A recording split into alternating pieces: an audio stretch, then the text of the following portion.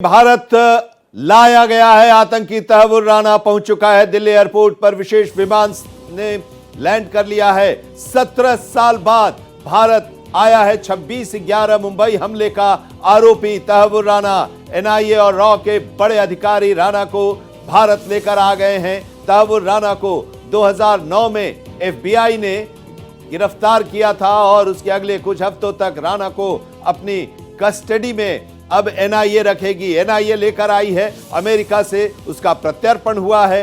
लाख कोशिशें की तहव्वुर राना ने अपने प्रत्यर्पण को रोकने के लिए। आखिरी दांव भी वहां के सुप्रीम कोर्ट में, अमेरिका के सुप्रीम कोर्ट में अपनी बीमारी का बहाना बनाकर खेला, लेकिन सुप्रीम कोर्ट ने उसे राहत नहीं दी और उसके बाद अब उसे भारत लाया गया है।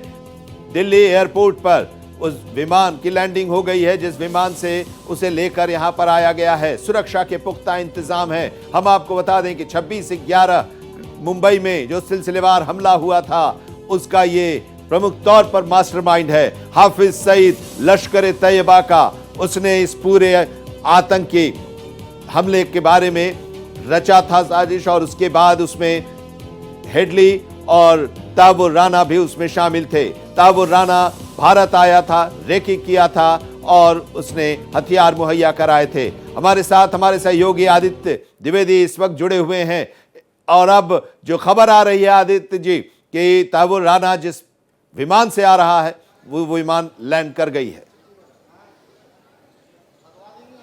बिल्कुल आनंद, जो सूचना मिल रही है, अभी जो जानकारी है उसके मुताबिक तहव्वुर राना आतंकी को भारत की सरजमी पे उतार लिया गया है। उसका जो प्लेन था स्पेशली जो अमेरिका से चला हुआ था, लगभग 26 घंटे के बाद वो इंडिया लैंड कर गया है और उसको वहाँ पर कुछ देर रखने के बाद सुरक्षा व्यवस्था के साथ कड़ी सुरक्षा के बीच उसको एनआईए हेडक्वार्टर, जो इस वक्त हम एनआईए के बाहर ही हैं, अपने कैमरा पर्सन से कहेंगे कि यहीं पर उसको लाया जाएगा। और इसकी तीसरी मंजिल पर जो जानकारी इनपुट्स मिल रहे हैं उसके मुताबिक आनंद, एनआईए की तीसरी बिल्डिंग पर उसको रखा जाएगा। वहीं पर इससे पूछताछ की जाएगी जिसमें 7 अधिकारी इससे पूछताछ करेंगे, जिसमें एनआईए के डीजी होंगे, डीजी के अलावा आईजी होंगे, डीआईजी होंगे और कुछ खास तरह से क्वेश्चनर तैयार किए गए हैं जिसमें उससे पूछताछ की जाएगी। लेकिन उससे पहले उसको कोर्ट में पेशी करके और पेशी के में उसका मेडिकल करा करके वीडियो कॉन्फ्रेंसिंग के जरिए भी उसकी कोर्ट में पेशी कराई जा सकती है, क्योंकि ये एक अनिवार्यता होती है। भारतीय कानून के तहत किसी को भी गिरफ्तार किया जाता है तो पहले उसका मेडिकल परीक्षण होता है, कोर्ट में उसे उपस्थित कराया जाता है और उसके बाद उसकी गिरफ्तारी की जाती है। तो वो जो भी कानूनी प्रक्रियाएं हैं उनको पूरा किया जाएगा और पूरा करने के बाद ऐसा जो जानकारी मिल रही है उसके मुताबिक एनआईए की इसी बिल्डिंग में 3rd फ्लोर में उसको रखा जाएगा, जहां उससे कड़ी सुरक्षा व्यवस्था के बीच पूछताछ की जाएगी। जी आनंद, एक जानकारी ये भी मिल रही है कि मेडिकल के बाद कोर्ट में जो पेशी होनी है वो संभवतः सुरक्षा कारणों की वजह से वीडियो कॉन्फ्रेंसिंग के जरिए ही उसे पेश किया जाएगा एनआईए के दफ्तर से ही। बिल्कुल आनंद, आपकी जानकारी बिल्कुल सही है। आपने दर्शकों को बिल्कुल सही बताया हुआ है। हालांकि अगर फिजिकली भी उसको पेश किया गया तो पटियाला हाउस कोर्ट में खास सुरक्षा इंतजाम पहले से कर दिए गए हैं। छावनी में तब्दील कर दी गई है पूरी तरह से पटियाला हाउस कोर्ट। हालांकि महावीर जयंती के चलते आज अवकाश है, छुट्टी है, लेकिन फिर भी एहतियातन उसमें पूरी सुरक्षा व्यवस्था की गई है।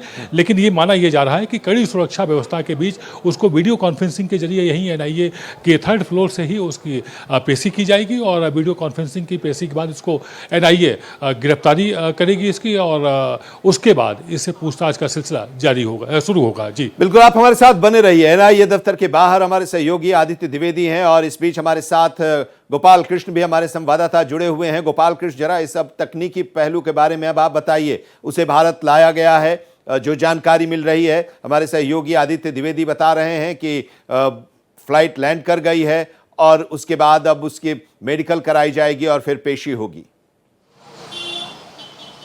जी बिल्कुल आनंद, विजय जी आपने सही कहा है। उसको भारत लाया जा चुका है। अब वो सीधे एयरपोर्ट से वो एनआईए दफ्तर जाएगा और वहाँ पर उसे जो है वहीं पर मेडिकल चेकअप कराया जाएगा, हॉस्पिटल नहीं ले जाएगा। वहाँ पर सारे इंतजाम पहले से ही किए गए हैं एनआईए के अधिकारियों द्वारा और उसके बाद उसकी कोर्ट में पेशी होगी। हालांकि कोर्ट में पेशी वीडियो कॉन्फ्रेंसिंग के जरिए होगी, क्योंकि आज कोर्ट के महावीर जयंती के चलते अवकाश है और ड्यूटी मजिस्ट्रेट बैठे हुए हैं और ड्यूटी मजिस्ट्रेट को पास या अधिकार नहीं होता है इस तरीके की मुकदमे सुनने का। इसलिए यह माना जा रहा है कि वीडियो कॉन्फ्रेंसिंग के जरिए ही एनआईए कोर्ट के विशेष जो जज हैं उनके घर पर पेशी होगी और फिर एनआईए जो है रिमांड पर लेकर के पूछताछ करेगी। लेकिन जो दिल्ली में पूछताछ होनी है और जिस मामले में उसे कोर्ट में पेश किया जाना है वो टेरर फंडिंग से संबंधित मामला है। जब मुंबई बम ब्लास्ट जो मुंबई हमला हुआ था 26/11 का, उस दौरान जो आतंकवादियों को पैसे मुहैया कराए गए थे, उस सिलसिले में एनआईए ने अलग से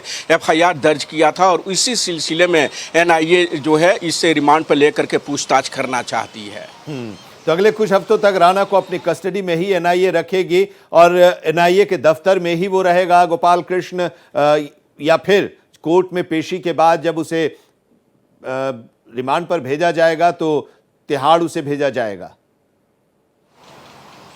देखिए आनंद विजय जी, एनआईए कस्टडी में रहेगा, एनआईए हेडक्वार्टर में रिमांड के दौरान भी रहेगा और उसी दौरान उसे पूछताछ होगी। लेकिन इस बीच एनआईए उसको चाहे तो जहां पर उससे लिंक जुड़े हुए हैं वहां भी ले जाने की कोशिश करेगी, वहां से सबूत इकट्ठा करने की कोशिश की जाएगी। क्योंकि जब यह हमला हुआ था, मुंबई 26/11 का हमला हुआ था, उस दौरान जो है उससे पहले कई राज्यों में इसने रैकी की थी और इस तरीके के आरोप लगाए गए थे। न सिर्फ बल्कि उसकी पत्नी भी इसमें शामिल की थी और पूरी तैयारी के साथ उस घटना को अंजाम दिया गया था। तो अब चूंकि यहाँ पर पेश होगी, उससे पहले हालांकि पटियाला हाउस कोर्ट में जो इस मामले से संबंधित जो मुंबई के स्पेशल कोर्ट में जो दस्तावेज थे, उन सभी दस्तावेजों को पटियाला हाउस कोर्ट ने अपने पास तलब कर लिया है। सभी रिकॉर्ड पटियाला हाउस कोर्ट को आ चुके हैं और उसी आधार पर आगे जो है इस मुकदमे को बढ़ाया जाएगा।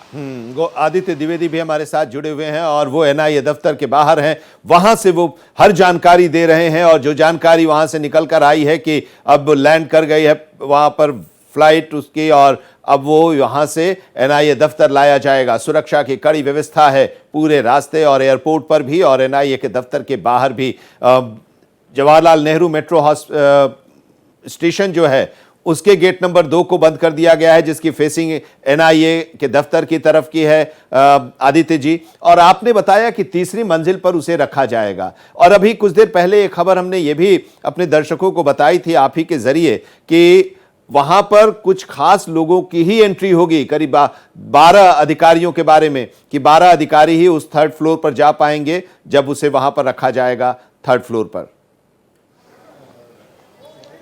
बिल्कुल आनंद, देखिए अभी आप सबसे पहले हम अपने दर्शकों को बता दें कि एनआईए हेडक्वार्टर में एनआईए के जो सबसे बड़े अधिकारी वो पहुंच चुके हैं। थोड़ी देर पहले ही वो अपनी गाड़ी से एस्कॉर्ट के साथ पहुंचे हुए हैं।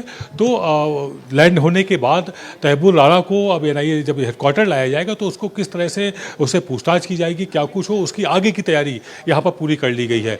तो एनआईए दफ्तर में अभी से थोड़ी ही देर बाद तहब्बुर राणा को ले आया जाएगा। 3rd फ्लोर में एक स्पेशल सेल बनाई गई है जो पूछताछ करेगी, जिसमें एनआईए के डीजी होंगे और डीजी के अलावा यहाँ पर जो डीआईजी होंगे वो पूछेंगे, आईजी पूछताछ करेंगे। तो उनकी देखरेख में एक 12 सदस्यीय टीम है जो पूरी तरह से पूछताछ करेगी। एक क्वेश्चनर तैयार है, क्या कुछ उससे पूछा जाएगा, ये सारी तैयारियां पहले से कर ली गई। लेकिन उससे पहले जो कानूनी कार्रवाई है उसको अपने गिरफ्त में लेने, मतलब उसको अपने कस्टडी में लेने से पहले जो कानूनी कार्रवाई है वो पूरी की जाएगी। जैसा कि गोपाल बता रहे थे, मेडिकल कराया जाएगा, मेडिकल कराने के बाद वीडियो कॉन्फ्रेंसिंग से उसकी पेशी कराई जाएगी और यहीं एनआईए हेडक्वार्टर में ही उससे पूछताछ पूरी होगी। जी आनंद जी। और सुरक्षा के बारे में जरा बताइए, क्योंकि ये भी खबर आ रही है और हम तस्वीरों के जरिए भी देख रहे हैं आपके आसपास भी और एयरपोर्ट से भी कि पूरी सुरक्षा व्यवस्था चाक चौबंद है और वहां पर या फिर जो मेट्रो स्टेशन है Jawaharlal Nehru metro station stadium का जो मेट्रो स्टेशन है वहां पर भी सुरक्षा के पुख्ता इंतजाम किए गए हैं। जी बिल्कुल, देखिए मेट्रो स्टेशन गेट नंबर 2 बंद कर दिया गया है, काफ़ी पहले से ही बंद कर दिया गया था। सुबह जरूर ये खुला रहा था थोड़ी देर, लेकिन उसके बाद इसको बंद कर दिया गया था। तो Jawaharlal Nehru stadium metro gate number 2 पूरी तरह से बंद है। और अगर हम एनआईए की बात करें, एनआईए दफ्तर के बाहर सामने जो रोड है, मुख्य रोड, उसके दोनों तरफ बैरिकेटिंग लगा दी गई है। तो किसी भी तरह की कोई गाड़ी यहाँ आ नहीं सकती है। सिर्फ एनआईए से संबंधित गाड़ियाँ जिनको आज आना ज़रूरी है और जो पूछताछ में शामिल होंगी वो टीम वही सिर्फ एनआईए के इस दफ्तर में आज एंट्री कर पाएंगी, बाकी यहाँ पर पूरी तरह से पैक्ड कर दिया गया है। डीजी एनआईए दफ्तर पहुँच चुके हैं और वो आगे की जो भी कार्रवाई होनी है उसकी तैयारियों को जायजा लेने के लिए एनआईए दफ्तर पहुँचे हुए हैं और अब से थोड़ी ही देर बाद ऐसा माना जा रहा है तहब्बुर राणा यहीं लाया जाएगा। जो जानकारी है उसके मुताबिक यहीं लाया जाएगा। 3rd फ्लोर में उससे पूछताछ की जाएगी, जहाँ पर विशेष टीम 12 टीम सदस्यों की टीम होगी जो उससे क्रमवार लगातार सवाल पूछेंगे। जी पूरा क्वेश्चनर तैयार है, कौन कौन से उससे सवाल पूछे जाने हैं वो सारी तैयारी हो गई है और उसे जब यहाँ लाया जाएगा और जो कुछ जैसे मेडिकल कराना, उसकी पेशी होना, उसके बाद फिर वो पूछताछ का दौर शुरू होगा। मुंबई हमला जो हुआ था 26/11 का गोपाल, अब उसके बाद वो एक जिंदा आतंकी भी पकड़ा गया था, कसाब। 2008 में ये आतंकी हमला हुआ, 2012 में 4 साल लग गए उसे सजा दिलाने में, फांसी की सजा, फांसी के तख्ते तक उसे पहुंचाने में। 17 साल के बाद तहव्वुर राणा को भारत लाया जा रहा है, लाया जा चुका है, प्रत्यर्पण हुआ है। एक लंबा समय बीत गया, अब उसके बाद अब यहां पर कानूनी कार्रवाई शुरू होगी, वो प्रोसेस शुरू होगा, उसमें भी समय लगेगा। जी बिल्कुल आनंद विजय जी, समय लगेगा लेकिन उतना समय नहीं लगेगा जितना समय अजमल कसाब के मामले में लगा था और उसको फांसी के तख्ता तक जो है पहुंचाने में लगा था।